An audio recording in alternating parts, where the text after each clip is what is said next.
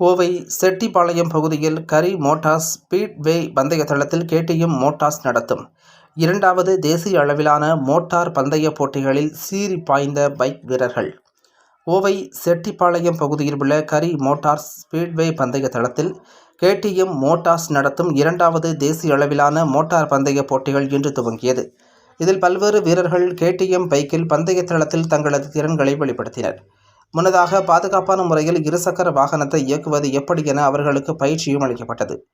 மேலும் இது குறித்து செய்தியாளர்களிடம் பேசிய 7 முறை இந்திய தேசிய சாம்பியன் பட்டம் வென்ற இமானுவேல் ஜெபராஜ் கூறுகையில், கேடிஎம் பைக் நிறுவனத்தின் சார்பாக இந்த ஆண்டு கரி மோட்டார்ஸில் பந்தயத்தை துவங்கியுள்ளனர்.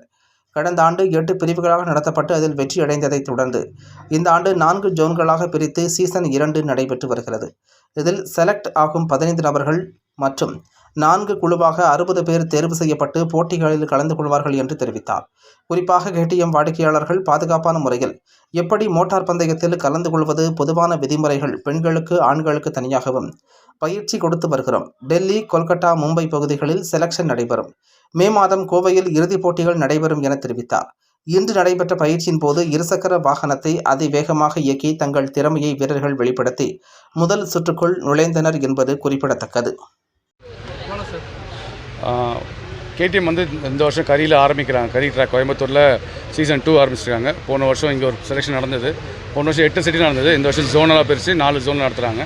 அது இன்றைக்கி தான் முதல் ஈவெண்ட்டு கோயம்புத்தூரில் ஆரம்பிக்கிறோம். கோயம்புத்தூரில் மட்டும் கிட்டத்தட்ட 250 பேர் ரெஜிஸ்டர் பண்ணியிருக்காங்க இங்கே வந்து பார்ட்டிசிபேட் பண்ணுறதுக்கு. கேரளா, தெலுங்கானா, ஹைதராபாத், தமிழ்நாட்டில் சென்னையிலேருந்துலாம் கூட நிறைய பேர் வந்து அப்ளை பண்ணிவிட்டு பார்ட்டிசிபேட் பண்ணிருக்காங்க. இங்கே எப்படி செலக்ட் பண்ணுறோம் அப்படின்னா, முதல்ல கிளாஸ் ரூம் நடக்கும், அப்புறம் தேரி ப்ராக்டிக்கல் நடக்கும். இது சொல்லி இவங்க அந்த அனுபவம்லாம் கொடுத்ததுக்கப்புறமா சூப்பர் போல்னு ஒரு கான்செப்டில் செலக்ட் பண்ணுறோம். ரைடர்ஸை செலக்ட் பண்ணதுக்கப்புறம் அவங்க கோயம்புத்தூர்லேருந்து ஒரு 15 பேரும், அடுத்து டெல்லி, பாம்பே, கல்கட்டா அப்படின்னு சொல்லி மொத்தம் அங்கே வந்து 15 பண்ணிட்டு ஃபைனல்ஸ்க்கு 60 பேர் வருவாங்க. இந்த 60 பேருமே திருப்பி கோயம்புத்தூர் தான் வந்து ஃபைனல்ஸ் ஓட்ட போகிறாங்க. அது மே 24, 25, 26 அந்த நாட்கள் அங்கே நடக்கும்.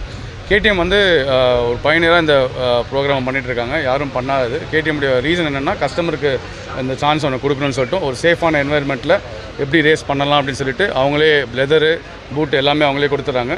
ஹெல்மெட்டும் க்ளவும் வந்து நாங்கள் அவங்கள கொண்டு வர சொல்கிறோம். எதுக்கு அப்படின்னா, அவங்களுக்கு ஹெல்மெட் போட்டு ஓட்டணும், அதனால் எல்லாருமே ஹெல்மெட் வச்சுருக்கணும், க்ளவ் போட்டு ஓட்டணும்னு சொல்லி ஒரு நல்ல பழக்கத்தை உருவாக்கணுன்றதுக்காக கஸ்டமரே வந்து ஹெல்மெட்டும் க்ளவும் கொண்டு வரணும்னு சொல்லி ஒரு ரூல்ஸ் போட்டு நடத்திட்டுருக்கோம். இன்றைக்கி தான் முதல் நாள்.